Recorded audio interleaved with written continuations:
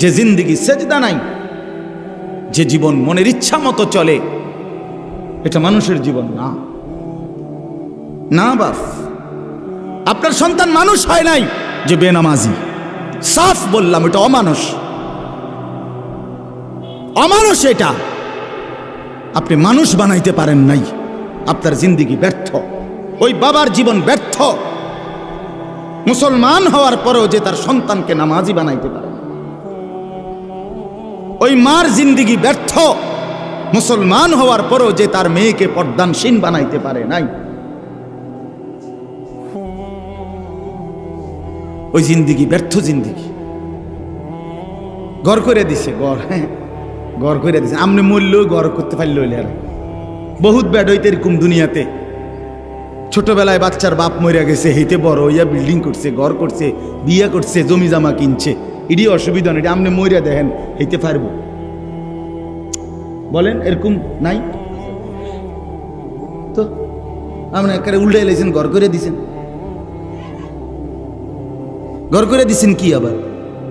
ঘর তো সেও করতে পারত, কিন্তু তার আখেরাত বরবাদ করে দিলেন কেন? তারে আল্লাহ চিনাইলেন না কেন? তারে নামাজে বাধ্য করলেন না কেন? আপনি বলতেছেন শোনে না, শোনে না তো এখন 16 বছর বয়সে না শোনে না। 7 বছর বয়সের সময় কিটছিলেন, চিরা চাবাইছিলেন? 6 বছর বয়সের সময় কি করছিলেন? চিরা চাবাইছিলেন তখন কেন তারে নামাজি বানাইলেন না? তখন কেন তারে সাথে করে মসজিদে নিলেন না? আপন সন্তানের সামনে কেমনে বিড়ি খাইলেন? এইতে কি শিখলো আমনের থেকে? আপন সন্তানের সামনে গালি দেন কেমনে? হ্যাঁ, আপন সন্তানের সামনে বেডির নাচ চান কেমনে টেলিভিশনে বইয়া? হ্যাঁ, আপনি এই নিকৃষ্ট রুচির মানুষ, আমনের ভূত মানুষ হইব কেমনে? কি গাজরের কথা! বিড়ি খাইতে খাইতে বেটা কয় ভূত মানুষ পড়ালেখা করো। হেইতে যদি আব্বা আপনি ইদি হইলেন না,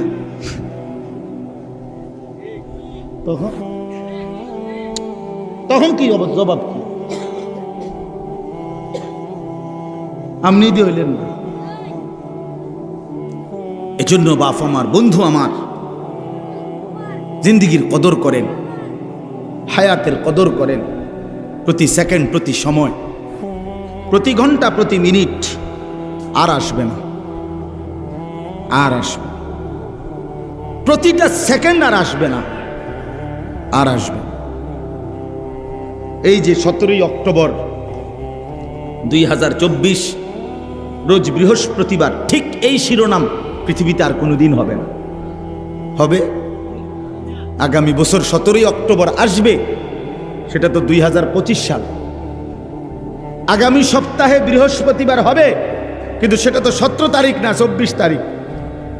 কথা বলেন, তাহলে 17ই অক্টোবর 2024 রোজ বৃহস্পতিবার আর কোনোদিন হবে? আর কোনোদিন হবে? কোনো ঘন্টা আর ফিরে আসে না, কোনো মিনিট, সেকেন্ড, মুহূর্ত আর ফিরে আসে না। যা চলে যায় তা চলেই যায়। ইমাম শাফিঈ রাহমাতুল্লাহ আলাইহি একজন জগৎ বিখ্যাত মুজতাহিদ ইমাম ছিলেন। 4 মাযহাবের একজন ইমাম, হানাফি, শাফিঈ, মালিকি, হাম্বলি, এই শাফিঈ।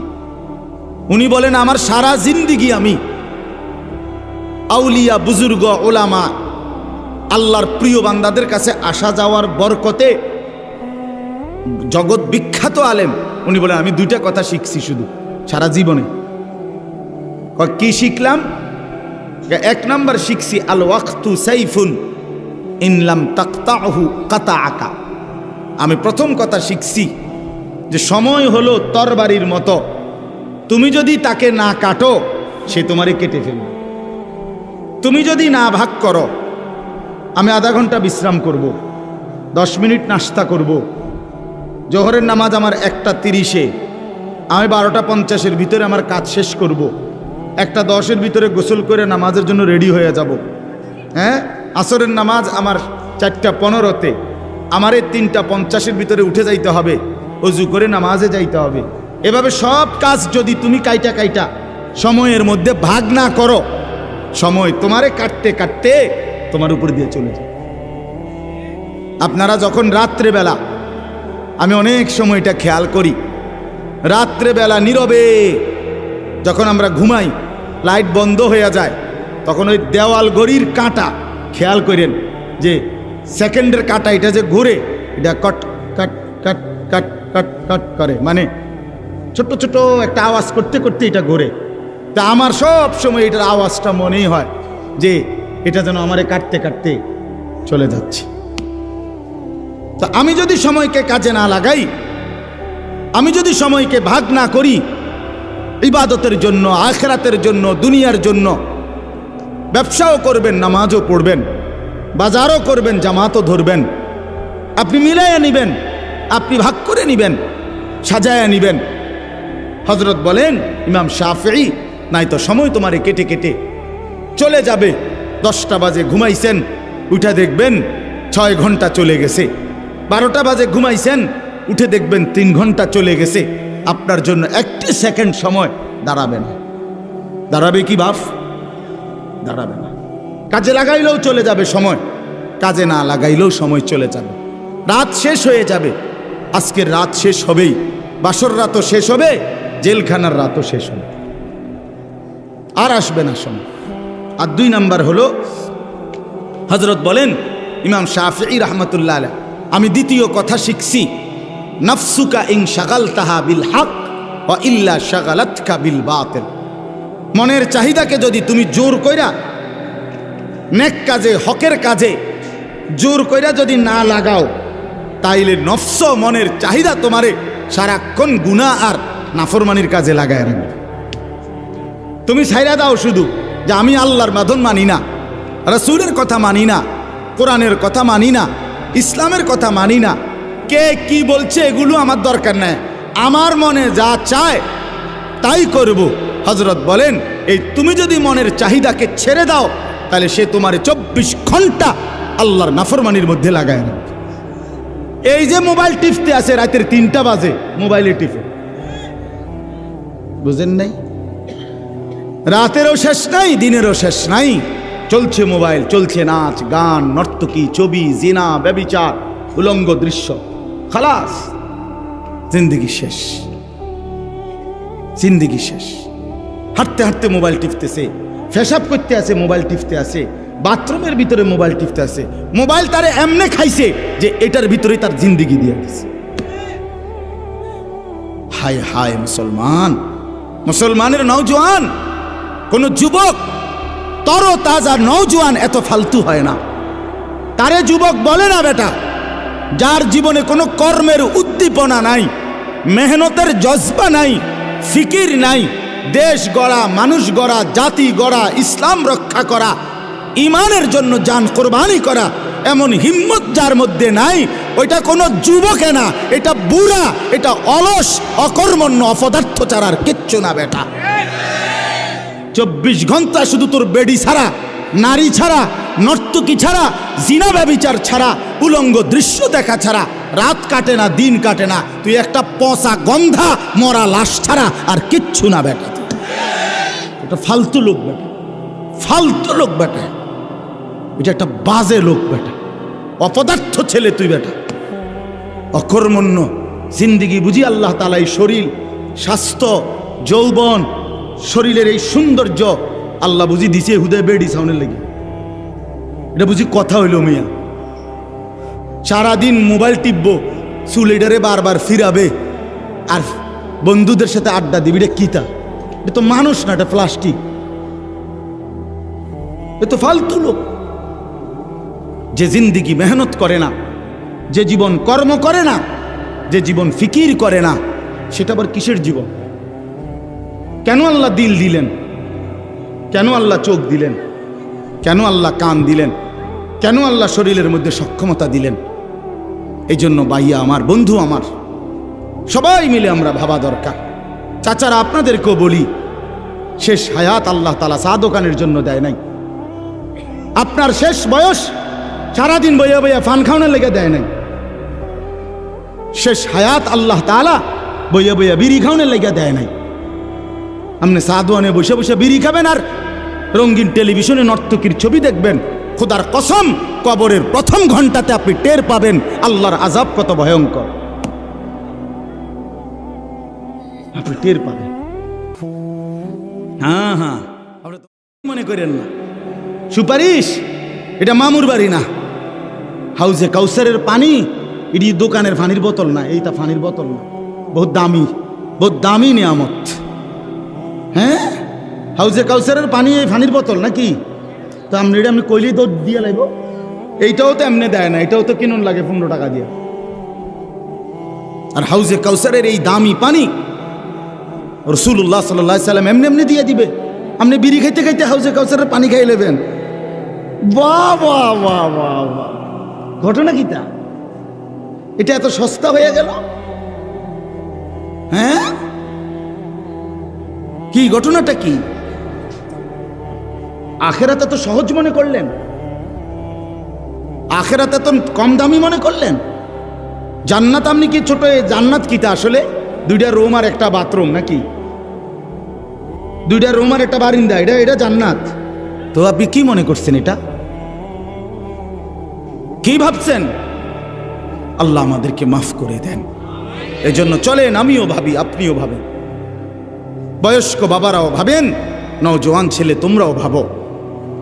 আরেকবার ইনসাফের সাথে ভাবো ভাইয়া, জিন্দিগির আপাদ মস্তক, রাতের কি খবর, দিনের কি খবর, সকালের কি খবর, বিকালের খবর। 365 দিনে কোনো দিন ফজরের নামাজ পড়তে মন চায় না। আর এই কেমন জানোয়ার জিন্দিগি তুমি গঠন করছো? এ কেমন অমানুষের জিন্দিগি তুমি কাটাচ্ছ? মুসলমানের ঘরে তুমি কেমনে ঘুমাও? তোমার মতো দুশ্মন কেমনে ঘুমাও? 5 ওয়াক্ত নামাজ, 1 ওয়াক্ত নামাজ পড়তে চায় না, এ কেমন জিন্দিগি? মুসলমান 30 বছর কেমনে মিশা কথা কয়? 30 বছর একজন মুসলমান টানা কেমনে সুদ খায়? প্রতিদিন একজন মুসলমান ব্যবসায়ী ওজনে কেমনে কম দেয়? কি মুসলমান? একজন মুসলমানের ঘরে প্রত্যেক দিন কিভাবে টেলিভিশনে নাচ গান, উলঙ্গ ছবি, নাটক, সিনেমা প্রতিদিন চলবে, এটা মুসলমান? কোনোদিন মনে পড়বে না এটা গুনাহ? কথা বলেন না আমার, আপনার কি কোনোদিন মনে পড়তো না এটা কি? প্রতিদিন আপনার বিবি বাচ্চা, নাতি নাতনি এরা ডেইলি টেলিভিশন চায়, প্রত্যেক দিন নাচ গান দেখে। আপনার চোখের মধ্যে একটু ভাঁজও নাই, আপনার কপালটার মধ্যে একটু টেনশনও নাই, আপনার চোখে এক ফোঁটা পানিও নাই। আহা, আমার বাচ্চার কি হবে, আমার বিবির কি হবে, আমার সন্তানের কি হবে? আপনাদেরকে শুনাই বাপ, এক সাহাবী ছিলেন ওয়াসিলা ইবনুল আসকা, আমরা নিজে কিতাবে পড়ছি ওয়াসিলা এই সাহাবীর নাম।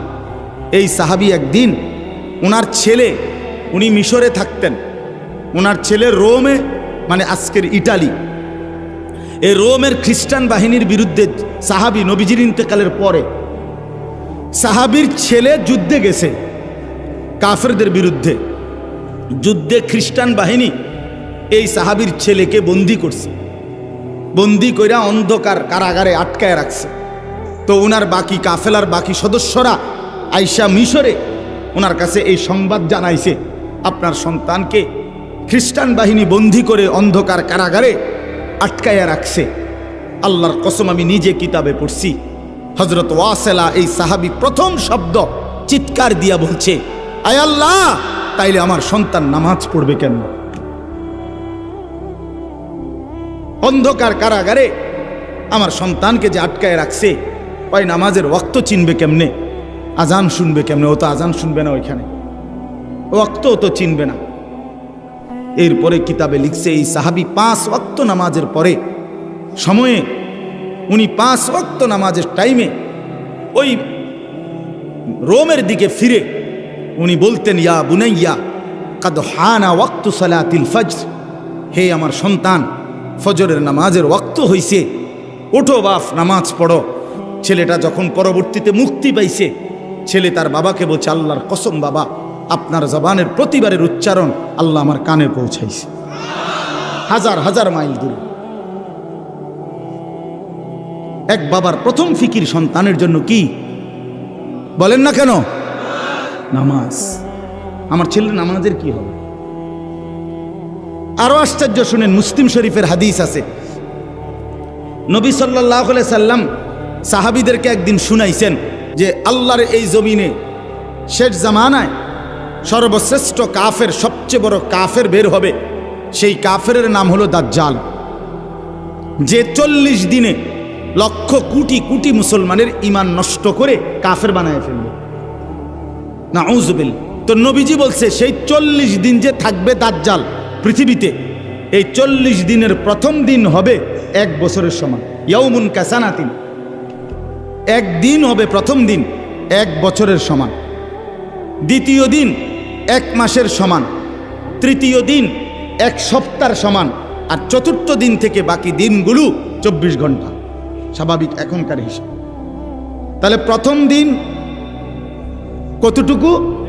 1 বছর। আচ্ছা, এটা আপনার সামনে বলার পর আমি হইলে কি বলতাম? আরে খাইছে রে, কি তো 1 বছর কেমনে হইব? এত লম্বা টাইম হইব, দিন হইব কদ্দূর, রাত হইব কদ্দূর, হ্যাঁ সকাল থাকবো তাহলে কতক্ষণ? মনে করেন এই জাতীয় নানা রং সঙ্গের কথা আমরা বললাম হইলে এটার উপরে।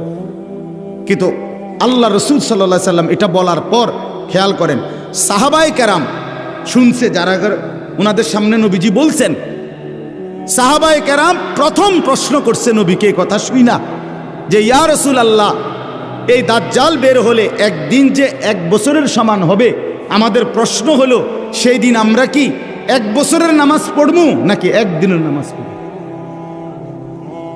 বুঝছেন ফিকির কথা আমার? বুঝছেন মানে ওনাদের চিন্তাটা প্রথম কিসের? নামাজ কি হবে আগে, এইটা কর, নামাজ পড়বো কেমনে? সুবহানাল্লাহ। এই হলো সাহাবায়ে কেরাম। আল্লাহ নবী সাল্লাল্লাহু আলাইহি সাল্লাম বলেন, তোমরা তখন 1 বছরের নামাজ হিসাব করে আদায় করবে, 1 দিনের নামাজ না। কেমনে হিসাব করবো? আপনি ওই সময় থাকেন তো দেখবেন আলেমরা কেমনে বলে। আমি অচিন্তার কি দরকার? ওই সময় আল্লাহ তাআলা জমিনের মধ্যে ফতোয়া দেওয়ার জন্য, বুঝাইয়া দেওয়ার জন্য ওলামায়ে কেরাম রাখবেন। জমিন থাকলে আলেম থাকবে, সূর্য উঠলে আলেম থাকবে, চাঁদ উঠলে আলেম থাকবে। আল্লাহকে ডাকার মতো, আল্লাহকে বুঝানোর মতো ব্যবস্থাপনা থাকবেই। যেদিন ওলামা থাকবে না, যেদিন আল্লাহর স্মরণ থাকবে না, আল্লাহর নাম থাকবে না, সেদিন আর সূর্য উঠবে না, চাঁদও উঠবে না। এই জন্য আপনাদের কাছে আমি অনুরোধ করছি, আমার কথাটা আমি বিস্তারিত বুঝাই বলার এটা চেষ্টা করলাম। আমরা যদি আমাদের হায়াত কদর করি, জিন্দিগি কদর করা উচিত। এই যে প্রতিনিয়ত মাহফিল হয়, আমার বাপ মাকসাদ শুধুই কেবল একটা ওয়াজ হইছে, আরো 10 গ্রামে মাহফিল হয়, আমগো গ্রামেও একটা মাহফিল হইছে, এতটুকুই যেন উদ্দেশ্য না, বরং চলেন পরিবর্তনের নিয়তে আল্লাহর কথা শুনি। বলেন ইনশাআল্লাহ। এই কথার থেকেই আমি শুরু করছিলাম। অর্থাৎ কি শুনতে হয়? আন্তরিকতা নিয়ে শুনতে হয়, মনোযোগ দিয়ে শুনতে হয়, তাহলে আল্লাহ পরিবর্তন নসিব করে। ওই বুটও খাইলেন, ওয়াজও শুনলেন, বাদামও খাইলেন, ওয়াজও শুনলেন, বইয়া মোবাইলও টিপলেন, ওয়াজও শুনলেন, বসে বসে জুড়াইলেন, ওয়াজও শুনলেন, বন্ধু বান্ধবের সাথে ফাঁকে ফাঁকে কথাও বললেন, আবার ওয়াজও শুনলেন। নতিজা আরজালের তাবে হয়। নিয়ম হইল ফলাফল নিকৃষ্টতার অনুগামী হয়। এটা আরবি ভাষার একটা কায়দা, মানে ভালো এবং মন্দ উভয়ের মিশ্রণে মন্দের প্রভাব পড়ে। কিসের প্রভাব পড়ে? এটারে কয় আরজাল। আরজাল মানে নিকৃষ্ট জিনিস। মনে করেন একটা টাঙ্কিতে, গাজী টাঙ্কি 500 লিটারের, এইটার ভিতরে মোটর দিয়া পানি পুরাইছে, পুরাইতে গিয়া মোটরের থেকে যে পানি পড়তেছে পাইপ দিয়ে, এটা খুব ফোর্সে পড়ছে, অনেক পানি, তাইলে পবিত্র পানি, কিন্তু সাথে এই ফাঁকে দিয়া একটা অন্য পাইপ দিয়া 1 ফোঁটা 2 ফোঁটা 4 ফোঁটা করিয়া করিয়া ফুটতে ফুটতে এখানে কয়টা ফেসাবের ফোঁটাও পড়ছে। তো ফেসাবের ফোঁটা পড়ছে নয়তো 30 ফোঁটা, আর বাকি পুরাটাই পবিত্র পানি, মানে মোটরের পানি। এখন এই দুইটা মিললা ফলাফল কি? এই নতিজা কিসের আসছে? মানে ফলাফল আসছে কোনটার? নিকৃষ্টটার, নিকৃষ্টটা। এই জন্য নতিজা আরজালের তাবে হয়, নতিজা আরজালের তাবে হয়, অর্থাৎ ফলাফল নিকৃষ্টতার অনুগামী হয়। এই জন্য বন্ধু আমার, এটা জরুরি। আপনি মনোযোগ দেবেন না, আবার আল্লাহর কথা শুনবেন, এই মনোযোগ ছাড়াটাই থাকবে, আর কিছু বুঝতেন না। ওই মোবাইল টিফাটাই বুঝছেন, ওই বুটটাই পাবেন, বাদামখানাটাই হলো, আপনার বন্ধুর সাথে কথা বলাটাই হইল, আল্লাহর কথা শোনা হলো। উত্তমটা আসবে না, অনুত্তমটা আসবে ফলাফল। এজন্য আমি কথাটা লম্বা করে বললাম, এজন্য আমার একটা উদ্দেশ্য আছে। আমি চাই সব সময় প্রত্যেক মুসল্লি নিজ নিজ মহল্লার মসজিদের ইমাম সাহেবের জুমার বয়ান মনোযোগ দিয়ে শুনুক। এটা আমার একটা সাধনা, আমি সব সময় এটা বলি। মসজিদের মুসল্লিরা যদি এক বছরে 52 সপ্তাহ যদি নিজ মহল্লার ইমাম সাহেবের বয়ান মনোযোগ দিয়ে শুনে, বিশ্বাস করেন ধীরে ধীরে জিন্দিগি বদলায় যাবে। এতদিন শোনার পরও আপনার কোনো লড়াচড়া হয় না, আপনি কিতা শুনলেন? 52 সপ্তাহ বছরে, এবার 30 বছর ধরে আপনি জুমার নামাজ পড়েন, তো 30-52তে কতগুলো সপ্তাহ, কতগুলো নসিহত শুনলেন। ওমা আপনি অনবিরিয়ে গান, আপনি কিতা ওয়াজ শুনেন, আপনি বইয়ে বইয়ে সাদোয়ানে গপ মারেন। এখনো আপনি আগ করলে গালির লগে মাটির তলে সাপ উঠতে দেয়, এমন নিকৃষ্ট গালি দেয়। মধ্যে তো আপনি কি ওয়াজ শুনেন, কার কথা শুনেন, কারে কয় কে শুনে, আপনি দি কোনো লড়াচড়া নাই, পরিবর্তন নাই। কথা বোঝেন নাই আমার কথা? তো ছিল কি হবে, পরিবর্তন হবে। একদিনে বলি না, আপনারে বলি না যে আজকে রাতের ভিতরে আপনি আব্দুল কাদের জিলানি হইতেই বলে একদম টাঙ্গাই এলাম। এটা কি এমন কিছু বলেন না? আপনারা এটা বলছি তো। একদিনে কি জুনায়েদ বাগদাদি হওয়া সম্ভব? জুনায়েদ বাগদাদি নিজে হইছিনি একদিনে, তো আপনি হইবেন কেমন? তাহলে বিষয়টা তো এটা না, বিষয়টা হলো মনোযোগী হওয়া, চেষ্টা করা, আমলের জন্য আগানো। ধীরে ধীরে আগাইলে আল্লাহ তাআলা বরকত দিবে। আল্লাহ আমাদেরকে তৌফিক দান করেন, আল্লাহ আমাদেরকে কবুল করে নেন, আল্লাহ তাআলা আমাদেরকে ফিকির দান করেন। অনেক যুবক বসছো ভাইয়া, আল্লাহ তাআলা সমস্ত নওজোয়ানকে আল্লাহর দ্বীনের জন্য, নামাজের জন্য, ঈমানের জন্য আল্লাহ কবুল করে নেন। আমি যে আয়াত আমি পড়ছি, এই আয়াতটার এবার বাকিটুকু সময় সংক্ষিপ্ত কয়েকটা কথা বলতে চাই। আগে একটা কথা বোঝেন, মনোযোগ দিয়ে। এখন সবাই মনোযোগ দিছেন তো? বুট টুট নাই তো কারো লাগে? সাবধান, বুট খাওয়া কোনো নিষেধ না। আপনি মাহফিলের মুনাজাতের পরে সাথে সাথে তো আর প্যান্ডেল খুলতো না, আপনি এরপরে 1 ঘন্টা বুট খাইয়েন বই, আমার কোনো অসুবিধা। আপনি 14 গোষ্ঠীর বুট সব আপনি খাইয়েন, কিন্তু এখন মনোযোগী হন, ঠিক কিনা বলেন না কেন? ইনশাআল্লাহ এরপরে ওলামায়ে কেরাম বয়ান করবে, আমার শায়েখ বয়ান করবে, আপনারা মনোযোগ দিয়ে শুনে মুনাজাত করে এরপরে যাবে, বলেন ইনশাআল্লাহ। তো দেখেন, এই আয়াত বুঝাইবার জন্য আমি আগে 2টা কথা বলি। 1 নাম্বার হলো, কোরআনুল কারীমের একটা বৈশিষ্ট্য হলো, কোরআনুল কারীমের কোনো কোনো জায়গায় একটি বিষয় প্রথমত সংক্ষিপ্ত আলোচনা হয়, আবার ওই বিষয়টাই অন্যত্র বিস্তারিত আলোচনা হয়। এটা কোরআনের একটা বৈশিষ্ট্য। আল্লাহ তাআলা এক জায়গায় সংক্ষেপে বলছেন, আরেক জায়গায় ওই কথাটাই ব্যাখ্যা করে দিয়েছেন।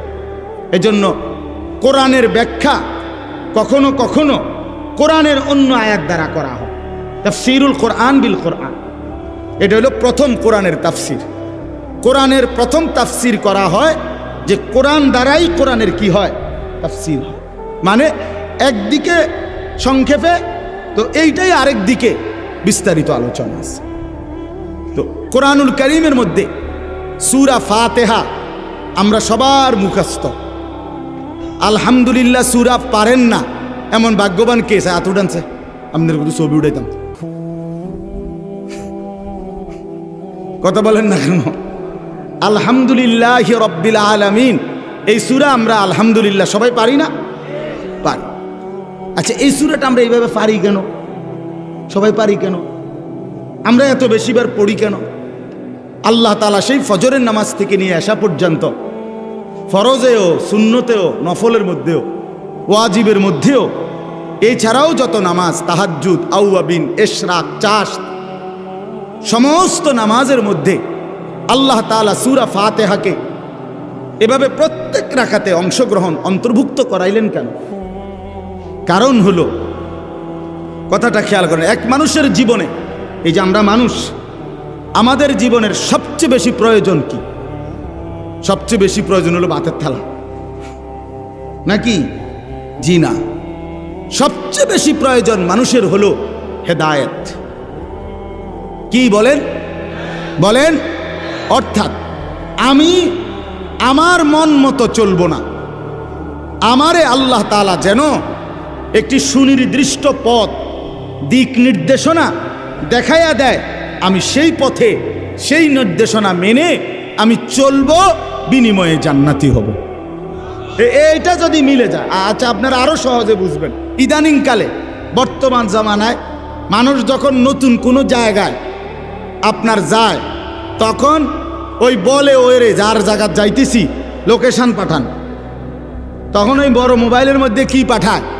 লোকেশন পাঠায়, রাস্তার লোকেশন দেয়, দিলে ওইটা এনে সেট করে দিলে, এবার এইটা ড্রাইভার তার এই যে স্টিয়ারিং চালায় যেটা, এটা সামনে যদি রাখে, ওই লোকেশনটা একদম ও এইটাই ডান বাম বলতে বলতে একবার ওই ঘরের সামনে নিয়ে দাঁড় করায় দিবে। এই যে এখনকার নতুন সিস্টেমে। তাইলে আমি যদি একটা লোকেশন পেয়ে যাই, তাহলে আমার জন্য খুব আরাম হয়, ঠিক কি না বলেন? আরও বলেন, মনে করেন যেমন আমার এখন আরেক জায়গায় বয়ান আছে আজকে, তো ওই বয়ানে যাওয়ার জন্য এখানে একজন ভাই আসছে আমারে নেওয়ার জন্য, তার মানে উনি আমার গাড়িতে বসলে তো আমার ড্রাইভাররে উনি ডাইন বাম বলে দিবে, ঠিক কিনা বলেন না কেন? তাহলে আর আমার আর প্রতি ঘাটে ঘাটে গিয়া জিগানের আর দরকার নাই, রাহবার আছে। এবার ড্রাইভারে তারে জিজ্ঞাসা করে করে সেই বলে দিবে গন্তব্য ডানে বামে সামনে। এই তাহলে এই হেদায়েত পাওয়া, পথ পাওয়া, দিক নির্দেশনা পাওয়া, এটা জীবনের সবচেয়ে বেশি দরকার। আল্লাহ তাআলা যদি এই দৌলত কাউকে দেয়, আল্লাহর কসম তাকে আল্লাহ সর্বশ্রেষ্ঠ দৌলত দিয়েছে, সর্বশ্রেষ্ঠ।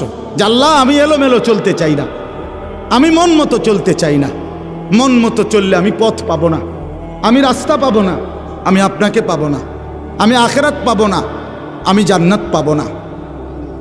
এই জন্য মানুষের জীবনের সবচেয়ে বড় চাওয়া আল্লাহর কাছে, সেটা হলো হেদায়েত। আল্লাহ আমার একটা লোকেশন দেন, হেদায়েত দেন, আমারে রাস্তা বলে দেন, আমারে পথ দেখায় দেন, আমারে আমার জিন্দিগির নির্দেশনা দিয়ে দেন। এইটা হলো হেদায়েত। তো কোরআনুল কারীমের সূরা ফাতিহা আল্লাহ তাআলা আমাদেরকে এতবার পড়ায়, মূলত এটার উদ্দেশ্য হইল যে আল্লাহ বুঝায়, বান্দা তোমার জীবনে ভাত মাছ চাল ডালের কথা তুমি না বললেও আমি দিতাম, এটা এতবার বলার কিছু নাই। বরং তোমার জন্য সবচেয়ে বড় দরকার হলো এখান থেকে নিয়ে জান্নাত পর্যন্ত পৌঁছার যে লোকেশন, যেই হেদায়েত, যেই নির্দেশনা, এটা তোমার বড় দরকার। তুমি এইটাই আমার কাছে বারবার বারবার সকাল থেকে নিয়ে রাত পর্যন্ত চাইতে থাকো। এই ব্যবস্থা হিসাবে আমি আল্লাহ সূরা ফাতিহা দিলাম, যে সূরা ফাতিহার মূল দোয়াই হলো ইহদিনাস সিরাতাল মুস্তাকিম, ইহদিনাস সিরাতাল মুস্তাকিম। সেই সকাল ভোর থেকে শুরু করলাম, রাত তাহাজ্জুদ গভীর রজনী পর্যন্ত পড়তেই থাকলাম, যেন আল্লাহকে বললাম, আল্লাহ এটা আমার সবচেয়ে বেশি দরকার, সিরাতে মুস্তাকিম, সরল সঠিক পথ, যে পথে চললে, যে পথে হাঁটলে, যে পথে জিন্দিগি চালাইলে আখিরাত মিলবে, জান্নাত মিলবে, আপনার সন্তুষ্টি মিলবে, আপনার জান্নাত মিলে যাবে, ওইটাই আমার বেশি দরকার। আমারে এমন একটা লোকেশন দেন, আমারে একটা হেদায়েত দেন, সিরাতে মুস্তাকিমের রাস্তা বলে দেন। এইটা যদি আল্লাহ গ্রহণ করে, যা বান্দা এতবার বলছো আমি দিলাম, তো বান্দা কামিয়াব, বান্দা কামিয়াব, বান্দা কামিয়াব। এজন্য সিরাতে মুস্তাকিমের দোয়া একটি নিরাপদ রাস্তা, একটি সুন্দর রাস্তা, একটি সরল রাস্তা, যে রাস্তা পৌঁছবে কই পর্যন্ত? জান্নাত পর্যন্ত। বলেন না কই পর্যন্ত? জান্নাত পর্যন্ত। সেই রাস্তা আল্লাহর কাছে চাওয়া, এটাই হলো মুমিনের, ইমানদারের সবচেয়ে বড় চাওয়া। এই জন্য আল্লাহ আমাদেরকে দিয়ে সূরা ফাতিহা প্রত্যেক রাকাতে রাকাতে পড়াইতেছেন। কখনো ইমামের মাধ্যমে, আর আলাদা পড়লে নিজের মাধ্যমে। কিন্তু সূরা ফাতিহা ইমাম সাহেব কোক আর মুক্তাদি কোক, সূরা ফাতিহা বলতে হবে। বলতে হবে কি না বলেন? আচ্ছা, এখন আসেন ইহদিনাস সিরাতাল মুস্তাকিম। আমি আল্লাহর কাছে বললাম আমার সবচেয়ে বেশি দরকার আল্লাহ হেদায়েত, জান্নাতের রাস্তা। আমার এখান থেকে নিয়ে ওই পর্যন্ত। এখন আমি এখান থেকে নিয়ে জান্নাতে যাইতে চাই, কি কি করতে হবে, কেমনে কেমনে যাইতে হবে, এটাই হেদায়েত। সূরা ফাতিহার মূল দোয়াই হলো ইহদিনাস সিরাতাল মুস্তাকিম। ইহদিনাস সিরাতাল মুস্তাকিম। সেই সকাল ভোর থেকে শুরু করলাম, রাত তাহাজ্জুদ গভীর রজনী পর্যন্ত পড়তেই থাকলাম। যেন আল্লাহকে বললাম, আল্লাহ এটা আমার সবচেয়ে বেশি দরকার, সিরাতে মুস্তাকিম, সরল সঠিক পথ, যে পথে চললে, যে পথে হাঁটলে, যে পথে জিন্দিগি চালাইলে আখিরাত মিলবে, জান্নাত মিলবে, আপনার সন্তুষ্টি মিলবে, আপনার জান্নাত মিলে যাবে, ওইটাই আমার বেশি দরকার। আমারে এমন একটা লোকেশন দেন, আমারে একটা হেদায়েত দেন, সিরাতে মুস্তাকিমের রাস্তা বলে দেন। এইটা যদি আল্লাহ গ্রহণ করে, যা বান্দা এতবার বলছো আমি দিলাম, তো বান্দা কামিয়াব, বান্দা কামিয়াব, বান্দা কামিয়াব। এজন্য সিরাতে মুস্তাকিমের দোয়া একটি নিরাপদ রাস্তা, একটি সুন্দর রাস্তা, একটি সরল রাস্তা, যে রাস্তা পৌঁছবে কই পর্যন্ত? জান্নাত পর্যন্ত। বলেন না কই পর্যন্ত? জান্নাত পর্যন্ত। সেই রাস্তা আল্লাহর কাছে চাওয়া, এটাই হলো মোমেনের, ইমানদারের সবচেয়ে বড় চাওয়া। এই জন্য আল্লাহ আমাদেরকে দিয়ে সূরা ফাতিহা প্রত্যেক রাকাতে রাকাতে পড়াইতেছেন, কখনো ইমামের মাধ্যমে, আর আলাদা পড়লে নিজের মাধ্যমে। কিন্তু সূরা ফাতিহা ইমাম সাহেব কোক আর মুক্তাদি কোক, সূরা ফাতিহা বলতে হবে। বলতে হবে কি না বলেন? আচ্ছা, এখন আসেন ইহদিনাস সিরাতাল মুস্তাকিম। আমি আল্লাহর কাছে বললাম আমার সবচেয়ে বেশি দরকার আল্লাহ হেদায়েত, জান্নাতের রাস্তা। আমার এখান থেকে নিয়ে ওই পর্যন্ত। এখন আমি এখান থেকে নিয়ে জান্নাতে যাইতে চাই, কি কি করতে হবে, কেমনে কেমনে যাইতে হবে, এটাই হেদায়েত, সিরাতে মুস্তাকিম।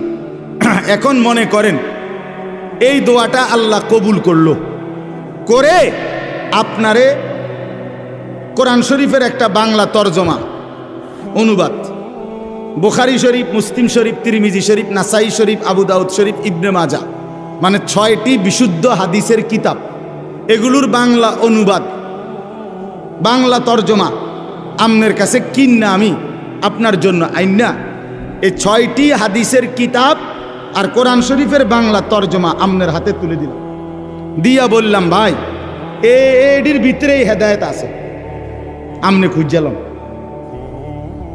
আমনেটা আমনে বুঝ করে নেন, দেখবেন আমনের 14 বছর 18 বছর গেছে গা, 20 বছর আপনি কোনো আগামাতা পাইতেন না। আপনি নিজে নিজে খুঁজা সবটা আপনি মিলাইতে পারতেন না, তো তাইলে আমার সিরাতে মুস্তাকিম মিলবে কিভাবে, আমার জান্নাতের রাস্তা কিভাবে মিলবে? তখন যেন, কথা খেয়াল করেন, পরের আয়াত সিরাতাল্লাযীনা আনআমতা আলাইহিম, এর পরের আয়াত এটা কিনা, অর্থ হইল আল্লাহ সিরাতে মুস্তাকিম মানে সরল রাস্তা, হেদায়েত আপনি তো আমারে দিবেন, তবে আমারে আমার হাতে দিয়ে দিল হইতো না যে তুমি এডির থেকে টকায় খুঁজা নাও, তাইলে আমি পারতাম না, বরং আপনি আমার আগে যাদেরকে সিরাতে মুস্তাকিম দিছেন, এমন নেককার, এমন নেয়ামত প্রাপ্ত বান্দা আপনার যারা, এমন কাউরে আমারে মিলাইয়া দেন, আমি যেন এমন একজন প্রিয় বান্দা পেয়ে যাই, আপনার একজন পছন্দের বান্দা পেয়ে যাই, যাকে আপনি দয়া করে হেদায়েত দিছেন, ওরে যদি আমি মিলে যাই, তাহলে আমি তার পিছনে পিছনে চলে আমিও সেই জান্নাতের রাস্তা, হেদায়েতের রাস্তায় চলে যাব। এটা হলো দ্বিতীয় আয়াতের অর্থ, সিরাতাল্লাযীনা আনআমতা আলাইহিম। আল্লাহ আমি যেই সিরাতে মুস্তাকিম সরল সঠিক রাস্তা চাচ্ছি, আমি এটা একা পারতাম না, আপনি আমার আগে, আমার সামনে, আপনি আমার আগে যাদেরকে হেদায়েত দিছেন তাদের কাউকে আমারে মিলায় দেন, দেখায় দেন, আমি তার পিছনে চলবো, হেদায়েতের রাস্তা পাবো, জান্নাতও পেয়ে যাব। আচ্ছা, এখন ওই যে বললাম সিরাতাল্লাযীনা আনআমতা আলাইহিম, আল্লাহর কাছে আমি বললাম, আল্লাহ আপনার নিয়ামত প্রাপ্ত বান্দাদের রাস্তা আমারে দেখায়া দেন, আমারে মিলায়া দেন। তো এই আয়াতে আইসা আল্লাহ তাআলা এই সূরা নিসার 69 নম্বর আয়াতে আল্লাহ তাআলা পরিষ্কার বলে দিছেন, শুনো আমার নিয়ামত প্রাপ্ত বান্দা হলো 4 শ্রেণী। কয় শ্রেণী? 1 মিনান নাবিয়িন, সমস্ত নবীগণ। 2 অস-সিদ্দিকিন, সমস্ত নবীদের পরে উম্মতের মধ্যে সর্বশ্রেষ্ঠ ইমানদার যে, তারে বলে সিদ্দিক, যেমন আবু বকর সিদ্দিক। এজন্য মনে করেন ওই আদম আলাইহিস সালাম থেকে নিয়ে আমাদের নবী পর্যন্ত লাইন ধরছে, এরপরে উম্মতের লাইন, এরপরে নবীজির পিছনে উম্মতের প্রথম যে ব্যক্তি লাইনে দাঁড়াবে তিনি আবু বকর সিদ্দিক রাদিয়াল্লাহু তাআলা আনহু। এই সিদ্দিক মুহাদ্দিসিনে কেরাম, মুফাসসিরিনে কেরাম অনেকে বলেন সমস্ত সাহাবায়ে কেরাম সিদ্দিক। আল্লাহ তাআলা নবীদের পরে উনাদেরকে সবচেয়ে মর্যাদাবান করেছেন। তো আল্লাহ বলেন সমস্ত নবীগণ আমার নিয়ামত প্রাপ্ত বান্দা, সমস্ত সিদ্দিক যারা নবীদের পরে উম্মতের মধ্যে সর্বশ্রেষ্ঠ সিদ্দিক, তাদেরকে বলে তারা আমার নিয়ামত প্রাপ্ত বান্দা। 3 নাম্বার অশুহাদা, সমস্ত শহীদগণ যারা আমার দ্বীনের জন্য জান বাজি রেখে নিজেদের কলিজার খুন জীবন দিয়ে দিছে, শহীদগণ। 4 নাম্বার সালিহিন, আমার নেককার বান্দা। কারা? প্রকাশ্যে এবং গোপনে, একাকী এবং সবার মাঝে, সর্বাবস্থায় যারা আল্লাহর হুকুম বিধান পালন করে তাদেরকে বলে সালিহিন, নেককার। ও মানুষের সামনে তো আপনি জিমায় কুমায় বুঝেন না কথা, আপনি কারে মনোজন একারে বুজুর্গি বাইয়া ফুটতে আছে, কিন্তু একলা হইলে দিন মানে না, পূর্ণ শরীয়ত মানে না। সেটা আমিও হইতে পারি, যে হইতে পারি, এমন হইলে হবে না।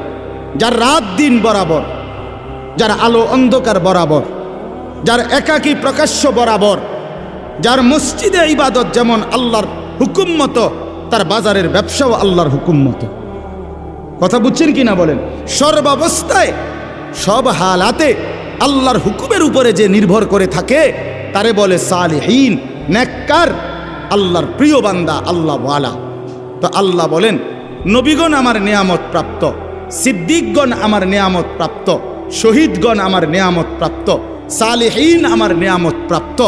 এবার বান্দা তোমরা যদি জান্নাতের রাস্তা চাও, সিরাতে মুস্তাকিমের রাস্তা চাও, এই আয়াতে আমি ব্যাখ্যা করে বলে দিলাম, নবীদের রাস্তা ধরো, সিদ্দিকের আবু বকর সিদ্দিকের রাস্তা ধরো, শহীদদের রাস্তা ধরো, আমার নেককার বান্দাদের রাস্তা ধরো, তাইলে হেদায়েতও পেয়ে যাবে।